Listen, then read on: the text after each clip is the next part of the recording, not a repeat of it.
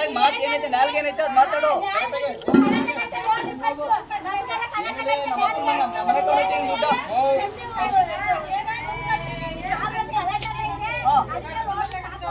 ಕಟ್ಟಿವೆ ಮತ್ತೆ ಒಂದ್ ಲಕ್ಷ ದುಡ್ಡ ಮತ್ತೆ ಕಟ್ಟು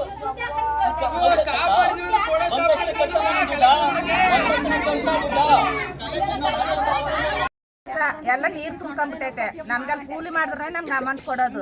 ಇವಾಗ ದುಡ್ಡು ಕೊಟ್ಟಿಲ್ಲ ಅಂದ್ರೆ ನಾವ್ ಹೆಂಗ್ ಸಂಘ ಕಟ್ಟೋದು? ನಮ್ಗ ಕೆಲ್ಸ ಬಿಟ್ರೆ ಯಾವ ಕೆಲ್ಸ ಗೊತ್ತಿಲ್ಲ. ಇವಾಗ ದುಡ್ಡಿಲ್ಲ ನಾವ್ ನ್ಯಾಯ ಹಾಕಬೇಕಂದ್ರೆ ಹೋಗಿ ಸಾವಿರಮ್ಮ ಅಂತ ಕೇಳ್ತಾನೆ ಸರ್.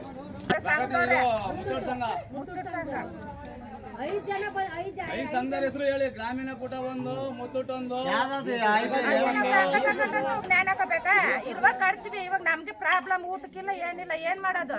ಸಂಘ ಹೆಂಗ್ ಕಟ್ಟೋದು? ನಾವು ತಿನ್ನಕ್ಕೆ ಪ್ರಾಬ್ಲಮ್ ಆಗ್ಬಿಟ್ಟಿದೆ. ಗ್ರಾಮೀಣ ಕೂಟದವರು ಮುತ್ತೂಟವ್ರು ಬಂದಿದ್ರು.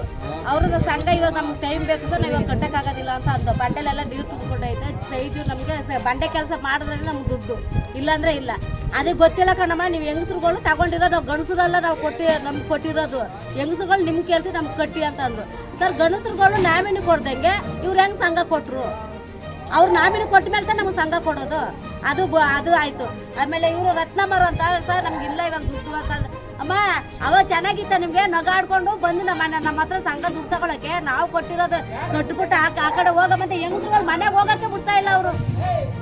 ಆಮೇಲೆ ಇಲ್ಲ ಸರ್ ನಮ್ಮ ಹತ್ರ ಇಲ್ಲ, ಹೋಗಿ ಸಾಯ್ಬೇಕ, ಹೋಗಿ ಜ್ಞಾನ ಹಾಕೊಂಡು ಸಾಯೋಗಮ್ಮ, ಸಾಯಿ ಮಣ್ಣ ಆಯ್ತದ ಸಂಘ ಸಂಘದವ್ರು ಸರ್.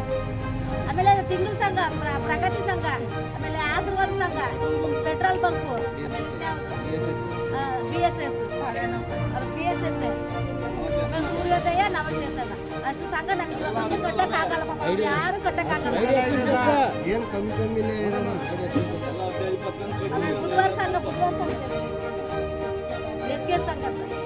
ಅದೀಗ ಸದ್ಯಕ್ಕಂತೂ ಯಾರು ಕಟ್ಟಕ್ಕಾಗಲ್ಲ. ಕಟ್ಟಿವಿ ನಾವು ಸುಮಾರಿಲ್ಲ. ಬಡ್ಡಿ ಡಬಲ್ ಬಡ್ಡಿ. ಇವಾಗ 50,000 ರೂಪಾಯಿ ಕೊಟ್ರೆ 42,000 ರೂಪಾಯಿ ಕೊಡ್ತಾರೆ. ಅದು 8,000 ರೂಪಾಯಿ ಇಟ್ಕೊಂಡು ತಿರ್ಗ ಮತ್ತೆ 50,000 ರೂಪಾಯಿ 2 ವರ್ಷಕ್ಕೆ ಎಷ್ಟಾಯ್ತು ದುಡ್ಡು ನಾವೆಲ್ಲ ಲೆಕ್ಕ ಹಾಕಿದೀವಿ. ಅವ್ರ ದುಡ್ಡು ನಾವು ಇಟ್ಕೊಂಡು ನಾವು ಬಡ್ಡಿ ಸಮೇತ ನಾವು ತೀರ್ಸಿದೀವಿ.